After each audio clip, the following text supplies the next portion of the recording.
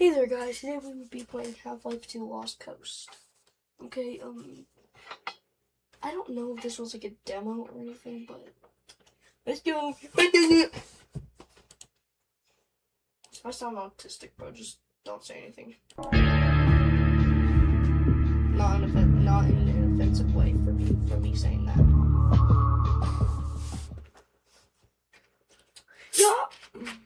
Yeah. Sorry. Hold up.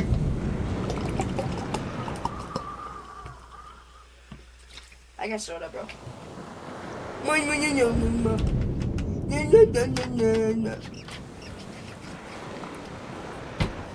Yeah, those people just like, bro, the song is catchy, but bro, it's annoying.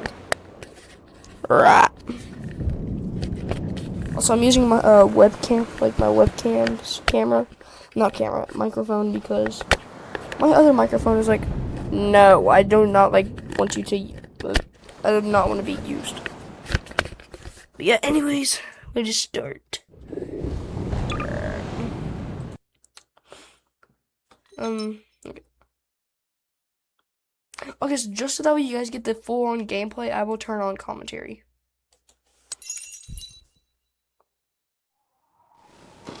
I hear glass shards.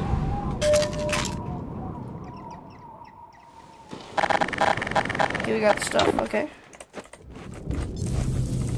Hi, this is Gabe Newell, and welcome to the Lost Coast. Whoa. In this tour, we're going to be talking about a new graphics technology we've been developing. Wait, hold on. Before anything else he says, one question. Why haven't you released Half-Life 3? You replaced Half-Life 3 with Half-Life Alyx, which was a VR game. Not everyone has VRs. Okay, anyway, sorry. Called High Dynamic Range, or HDR. We'll also be giving you some insight into the design and production challenges we faced during the construction of the Lost Coast. First, a quick explanation of the commentary system. To listen to a commentary node, put your crosshair over the floating commentary symbol and press your use key. To stop the commentary, put your crosshair over the rotating node and press your use key again. Some commentary nodes may take control of the game for the purpose of showing something to you. In these cases, simply pressing your use key will stop the commentary. Hi, this is Gabe.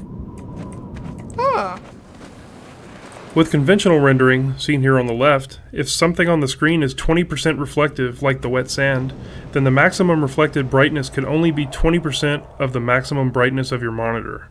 HDR's more accurate simulation of light ensures that the sun's reflection on this wet sand appears as it would in the real world, which could potentially use 100% of the maximum monitor brightness.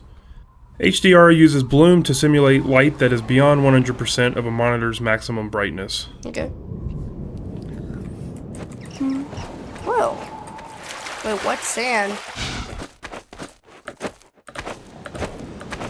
Now, for some reason, in the original Half-Life game, you could go like...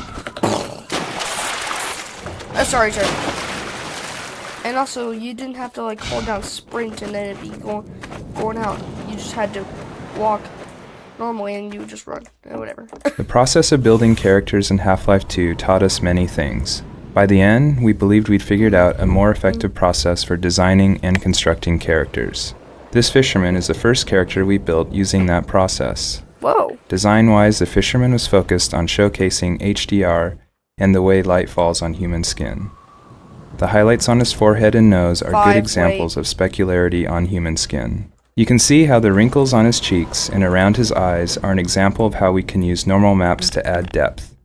Production-wise, the fisherman was built using a similar process to the rocks you saw on the beach.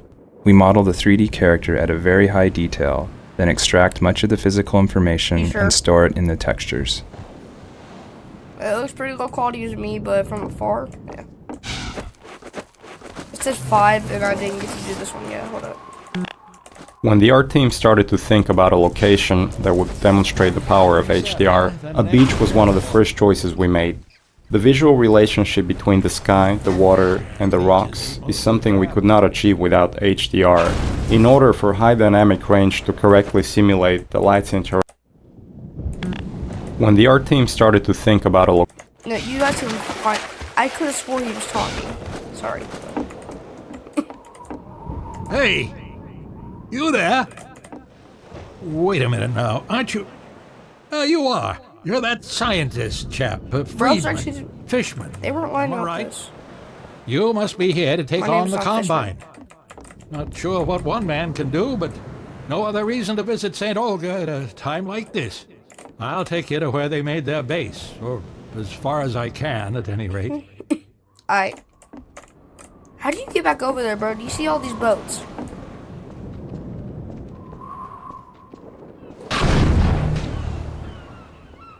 Like, bro, how would you get back over to... Oh.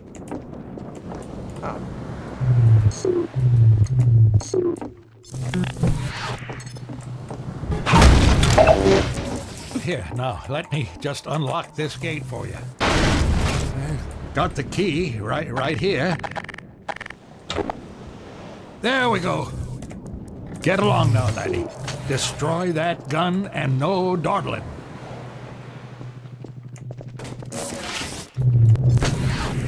And thanks for a fishing pole. Water presents us with a lot Whoa. of rendering challenges. In fact, we have to Whoa. render the scene What- 3 what is times. this? Once for the refraction of what's under the water, once for the reflection of everything above the water, and once from the player's Sorry, view. hold up. You can see the reflection and refraction scenes in the 2 small windows on screen.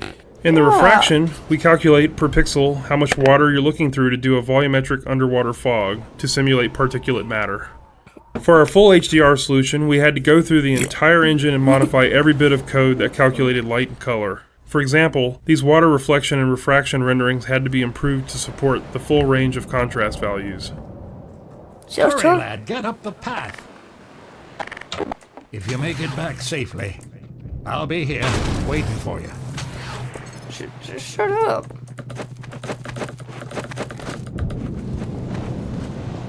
No, no, no, no, no, no, no, no, no, no, no. Bye-bye, lad.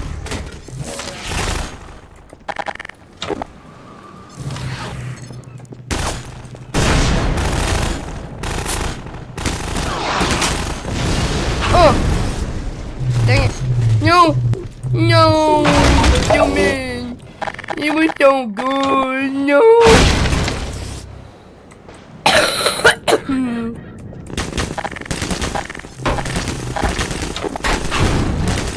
What there, huh? Bet. Oh my gosh. But y'all want to be like that? Hold up. Ugh. Boom. Oh, idiot.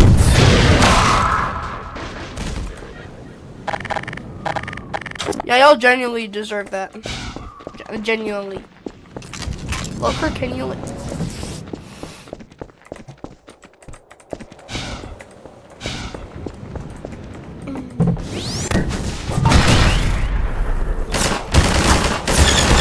Particularly, why do you have to do it right now, huh? Here you go, now I'm gonna hit you with a revolver. Hold up. Dude.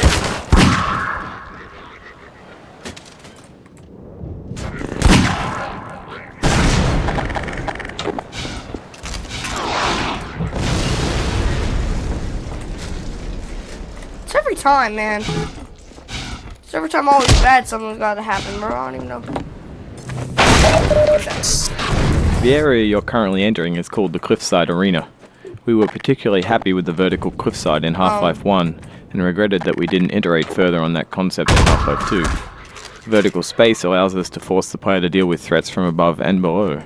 We find that players focus their view on the direction they're traveling, so by using a cliffside and having the player ascend it, we ensure that the player will look up and be prepared for enemies. If the player's path was to move past the bottom of the cliffside, it would be unlikely he would notice soldiers rappelling down from above. And dying from unknown threats never feels fair and certainly isn't fun. Yeah.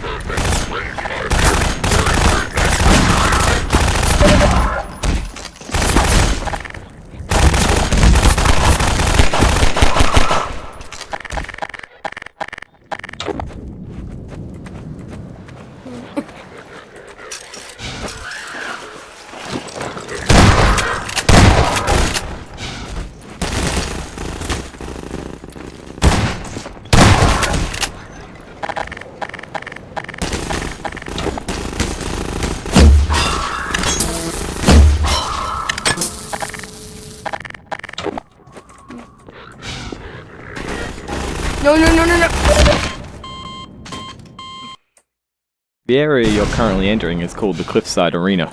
We were particularly happy with the vertical...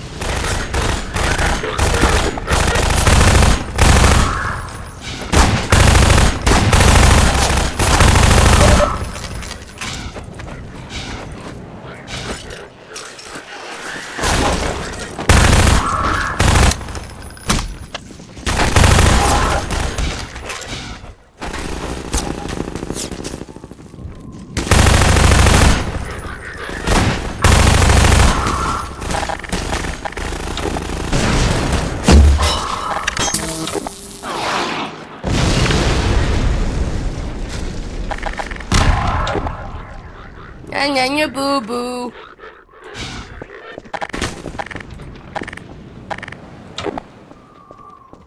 One of the features of our HDR solution is dynamic tone mapping.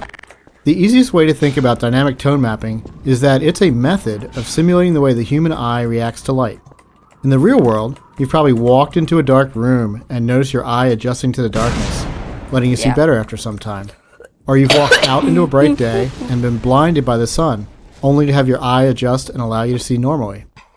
Your iris is adjusting itself in response to the amount of light hitting your eye. Dynamic tone mapping simulates this by automatically adjusting the exposure of the scene to mimic the behavior of your iris. You can see this as the view moves from the dark tunnel to the bright sun and back again. Here, you can see the way we calculate the amount of light hitting the player's eyes. We take a snapshot of the scene, measure the brightness levels, and then use that to adjust exposure.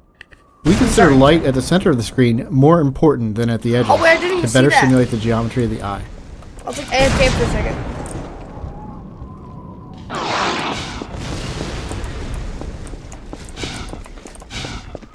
The courtyard in front of you is a space we call an arena. Arenas are built to hold the player for a period of time and usually contain combat or some other challenge.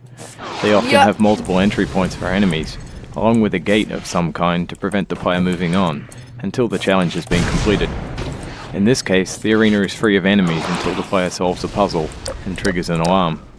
This is a method that allows the player to explore the arena and get a sense of its space before being forced to fight in it. It adds a sense of uneasiness to the player who's expecting to be attacked now that they've reached the goal set for them at the start of the map. The break in the action here is also a crucial part of the level's pacing. It allows the player to recover and explore the world a little after being attacked on the way up the cliffside. Okay. What up? Get down there. That's right. Do as I talk. Where's I talk?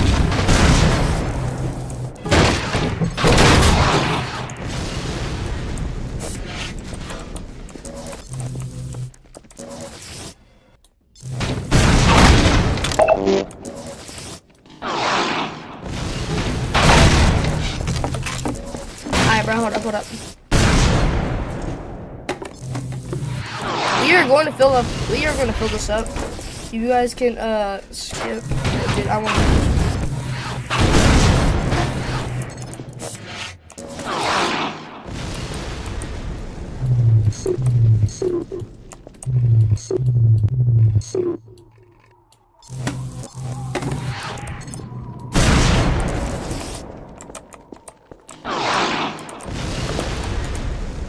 Man, it's not even filling up. The Source engine supports a wide variety of shaders. Whoa. The refraction shader on the window here requires us to copy the scene to a texture, refract it, and then apply it to the window surface. To fully support HDR, every shader in the engine needed to be updated. So this refraction shader was improved to support the full range of contrast. If you viewed the sun through this window, it would be refracted correctly. Yeah, I told y'all, like, I thought this was like just to like prove how far the Source engine could go or something, but I forgot. Like, I mean, I think that's what's happening, but dude. We wanted to transition from a bright, wide-open space into a tighter, closed one to showcase HDR's dynamic tone mapping. Look at that, hold on. We also like to focus on contrasting elements in our settings, like ancient human architecture and futuristic combined technology. A monastery fit these requirements perfectly. Monasteries are generally isolated, unlit, and built ages ago. They provide a great backdrop for the contrasting Combine technology. When we build fictional settings, we try to ground them by basing them off a real-world location. We use this location as a design constraint that forces a logical consistency behind the art choices. Churches are great dramatic spaces. They're often lit naturally with extremes of darkness and brightness, which makes them a great showcase for HDR. Gothic churches are the sober monochromatic spaces that you've seen in almost every horror movie or game. Byzantine churches, on the other hand, are very colorful and have a large variety of materials. We wanted that color and material variety to show off our HDR reflections. Our games are filled with things we call gates, which are essentially just challenges. Wait, hold up. I'm sorry. Moving parts can crush and cut. Keep hands and objects away. I mean, clear from operating. What does it mean?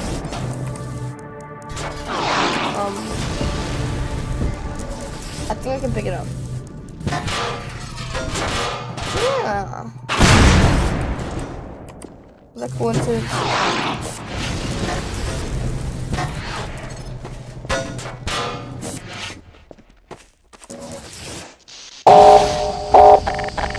What's happening? No, no. What's happening?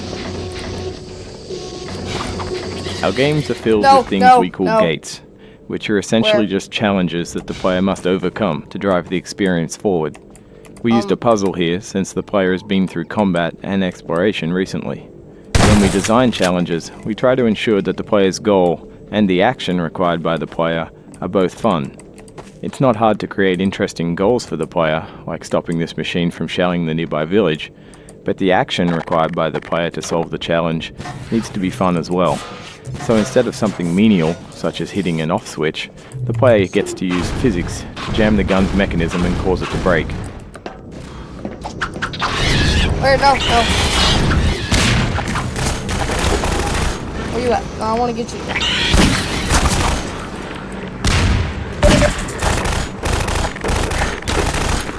Bro, I just saved your life from hitting a 1 You have to pay me by shooting me? Really? You're like a baby. Did you just die by physics? Stay out of Okay, hold on. No, I'm not ready. Hold on.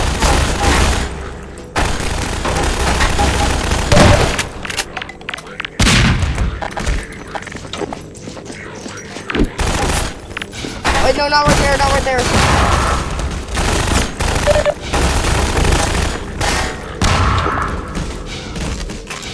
Where?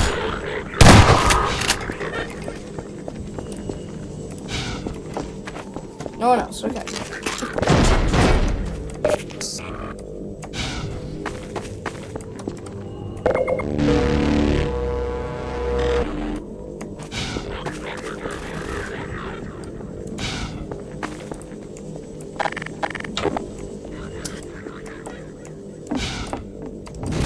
This marks the end of the Lost Coast tour. This has been an experiment on our part to see if our community would find it interesting to learn more about our development process. As always, we're interested in your feedback. I can be reached at gaben, Gaben, at valvesoftware.com. If people like this, we'll keep producing this kind of content for all of our games going forward. Thanks for listening.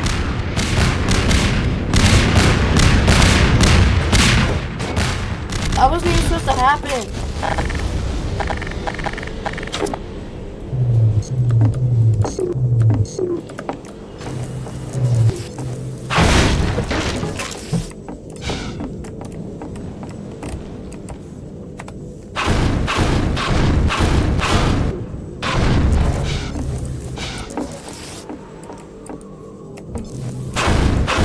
Also, I think like next year is like gonna be the 20th anniversary of Half-Life 2, I think. Or was it Fortress 2, like 2007? Also, I had to do that. Wait, it wasn't like that early. Wait, what the? Wait a minute.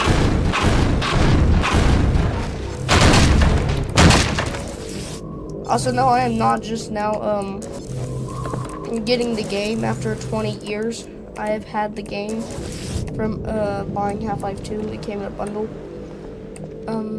I just never played it, but... Wait a minute. Hey, you, come over here. Dang it! Yeah, this will do.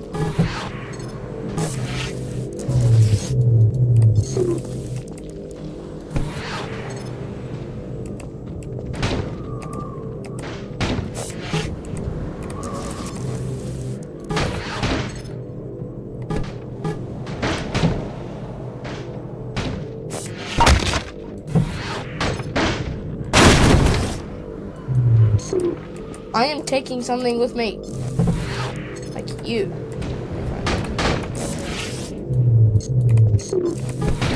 Okay.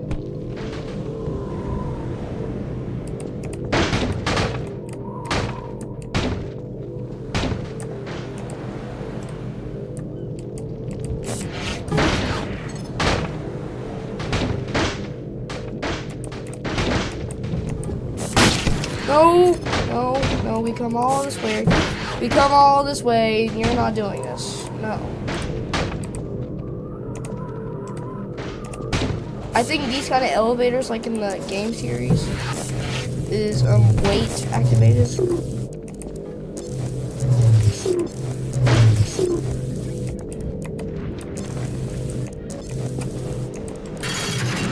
Taking my special board with me.